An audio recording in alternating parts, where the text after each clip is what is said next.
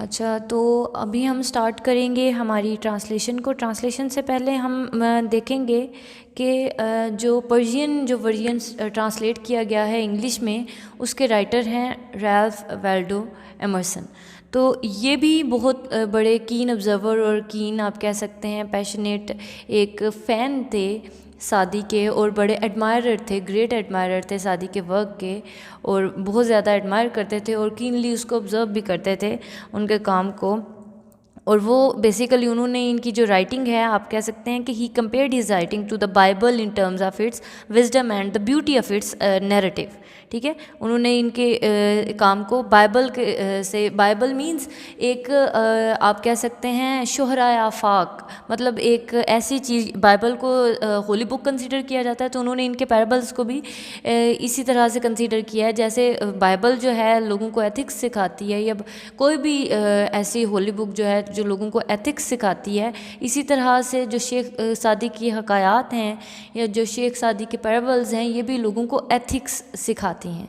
ठीक है, तो अब स्टार्ट करते हैं। सबसे पहले हम अपनी ट्रांसलेशन, आप अपनी टेक्स्ट बुक निकाल लें और एक पेंसिल ले लें ताकि आप सिनोनिम्स को नोट करते जाएं। सिनोनिम्स हमने वाइट बोर्ड पे लिखे भी हैं। Sheikh Saadi was a great storyteller. Sheikh Saadi एक अजीम दास्तां गो थे।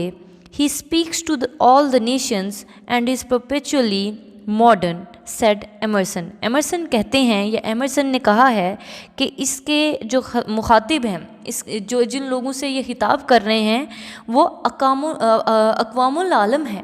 ठीक है, या अक़वाम आलम है। इनके जितने भी मुखातबीन हैं, जिनसे ये मुखातिब करते हैं, जिनको ये मुखातिब करते हैं, जिनसे ये बात करते हैं, वो सारे के सारे सब लोग हैं।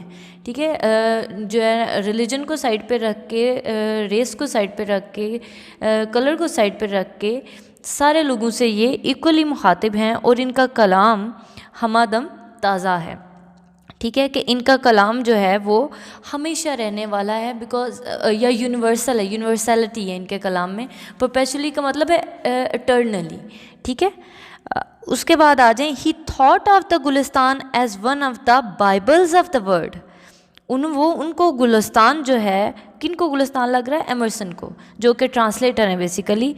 वो गुलिस्तान को सहाइफ आलम या फिर कोई शोहरा आफाक कुतब के दर्जे में रखते हैं, कि जिस तरह से शोहरा आफाक को फॉलो किया जाता है, जो ह्यूज रेस है ह्यूमन बीइंग की, वो फॉलो करती है उसको, इसी तरह से इनकी जो पैराबल्स हैं उनको भी फॉलो किया जाता है। He thought of the Gulistan as one of the Bibles of the world, for he found in it the universality of moral law. ठीक है, क्योंकि उन्होंने इसमें देखा, उन्होंने इसमें ज़ाब्ता अहलाक की हमागिरियत पाई है। Universality means prevalence. ठीक है, मतलब कि जैसे ये एक बड़े मैं आपको छोटी सी मिसाल दे देती हूँ।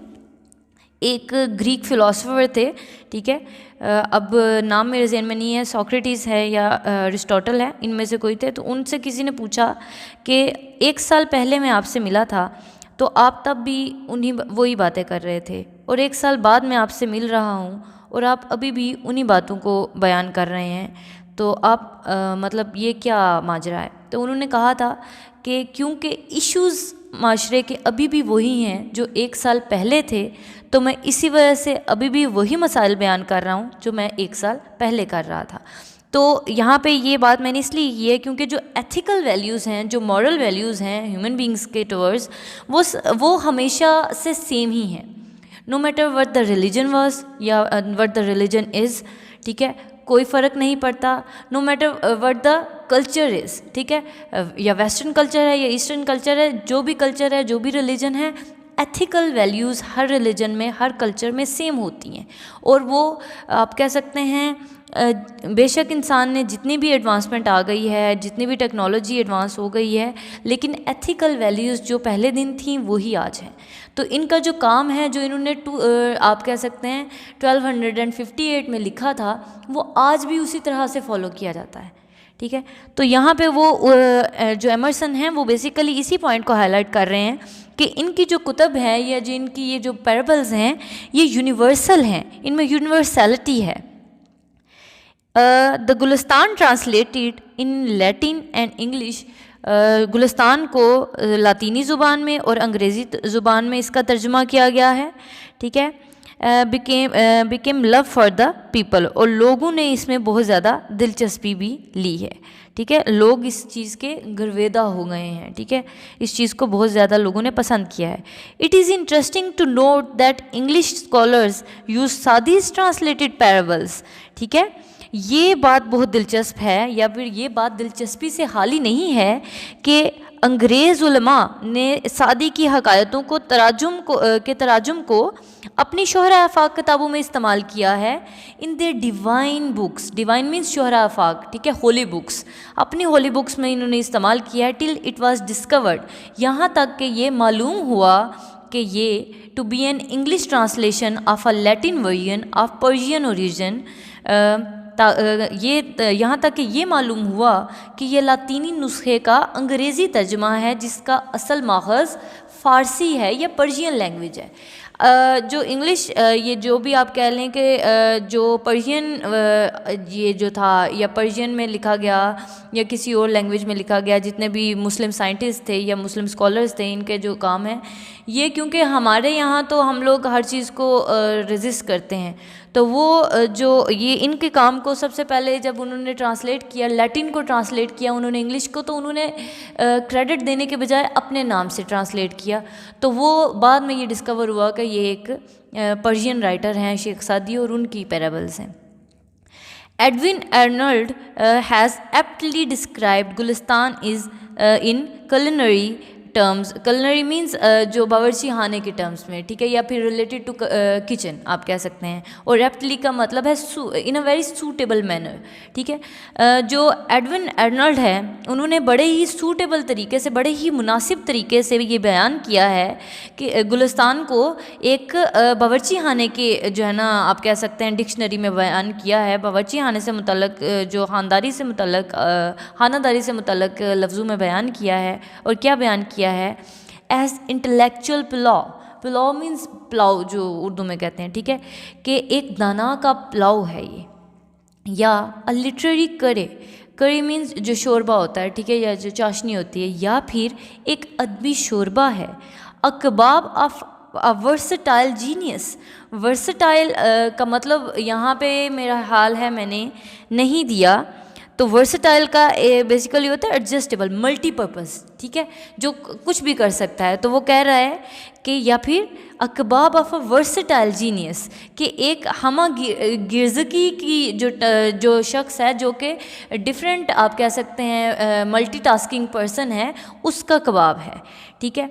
The readers are sure to enjoy these parables as food for thought, ठीक है। और जो क़ाराइन हैं, जो रीडर्स हैं, जो सामीन हैं, उनको अपने ख़यालात को जला बख्शने के लिए इन हकायतों के मज़े लूटने का यकीन होता है। अब आ जाएँ जी हमारी वेरी फर्स्ट पैराबल।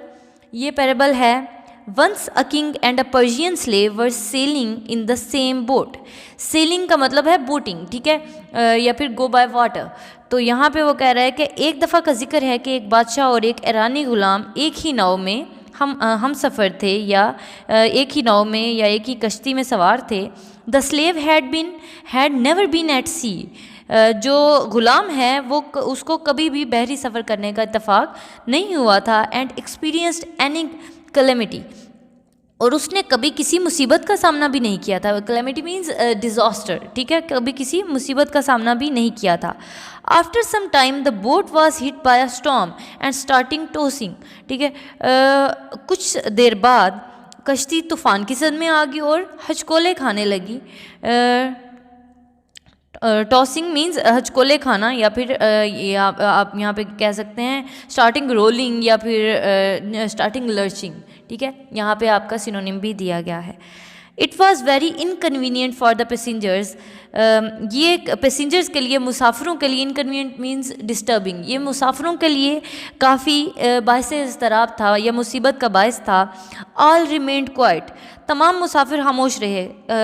मसला तो सब के लिए था लेकिन तमाम मुसाफिर खामोश रहे, except the slave who in fear of being drowned began to cry and tremble and created inconvenience. ठीक है, सवाए माँ सवाए उस गुलाम के जो कि पुरसकून बिल्कुल भी नहीं था और जो कि डूब जाने के खौफ से चीखने चिल्लाने लगा और कांपने लगा, और ये इसकी वजह से दूसरे जो है वो भी बेसुकूनी का शिकार हुए। ठीक है, यहाँ पे जो इस लाइन में वर्ड यूज़ हुआ है ये है इनकन्वीनियंट। ठीक है, इनकन्वीनियंट का मतलब है disturbing.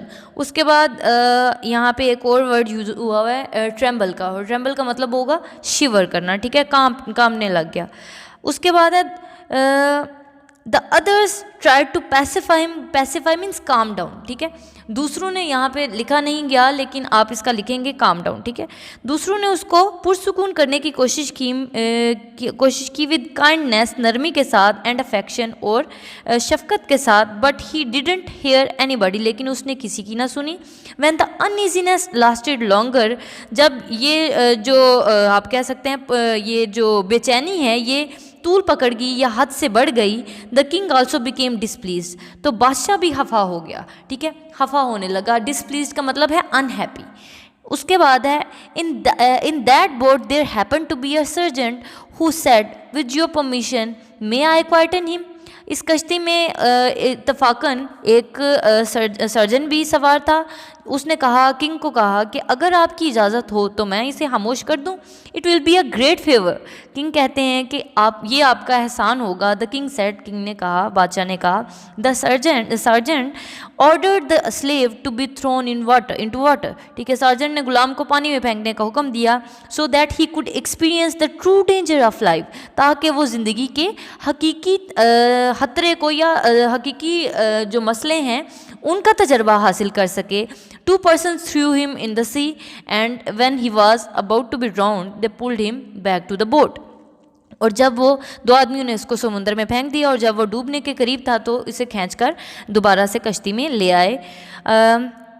back him and he clung the stern with both his hands, और उसने अपने दोनों हाथों की मदद से कश्ती के जो उकबी हिस्सा है, ठीक है, उससे चिमट गया, पकड़ लिया उसने जो उसका पीछे वाला हिस्सा है। यहाँ पे क्लंग का मतलब होता है क्लच, मजबूती से उसने उसको पकड़ लिया है।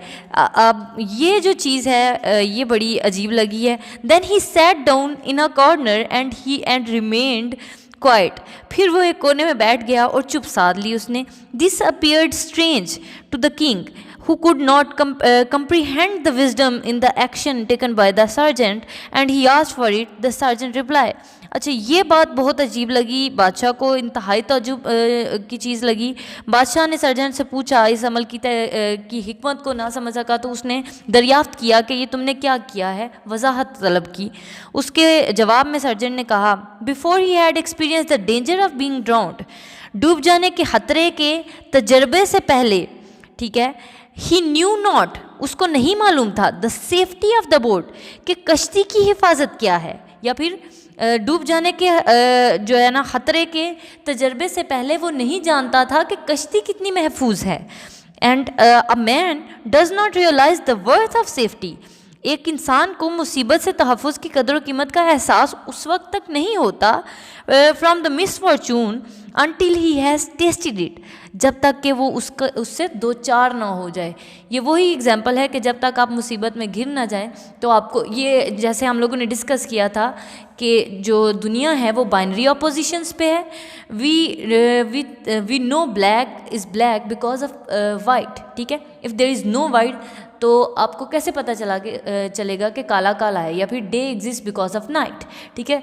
तो जब तक आपने किसी दूसरी चीज़ को एक्सपीरियंस नहीं कर लेना तो तब तक आपको जो असल वर्थ है उसका पता नहीं चलना। ये आज हम एक पैराबल करेंगे, कल इंशाल्लाह हम सेकंड और थर्ड पैराबल करेंगे। Thank you.